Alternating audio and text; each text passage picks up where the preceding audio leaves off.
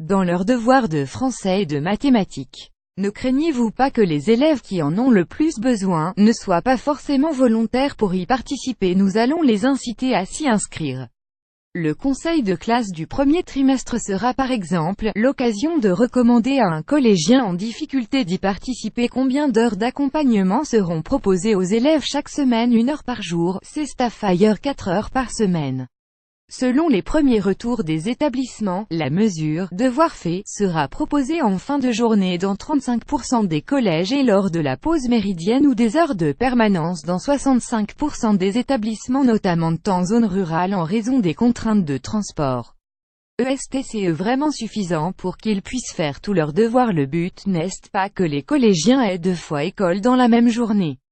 Il faut être raisonnable, et faire ses devoirs au collège n'interdit pas de lire à la maison, de discuter avec les parents de ce qu'on a appris au collège. La mesure vise d'ailleurs aussi à intensifier le lien parents-collège, car les devoirs sont des traits d'union entre l'école et les familles.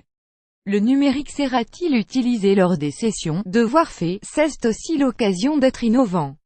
Les enseignants pourront y expérimenter la pédagogie inversée, en demandant à l'élève de consulter un MOOC court avant d'assister à la session d'aide aux devoirs. Ce sera aussi l'occasion de faire des exercices interactifs, qui permettent d'intéresser les élèves de manière différente.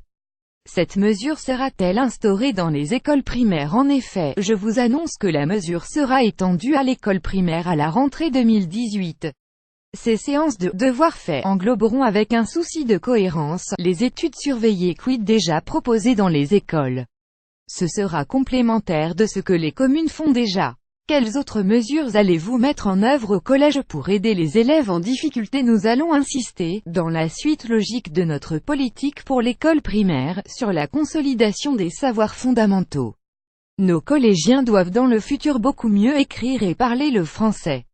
De plus, l'éducation artistique et culturelle fera l'objet de mesures importantes pour lutter contre les inégalités et contribuer à un plus grand épanouissement des élèves.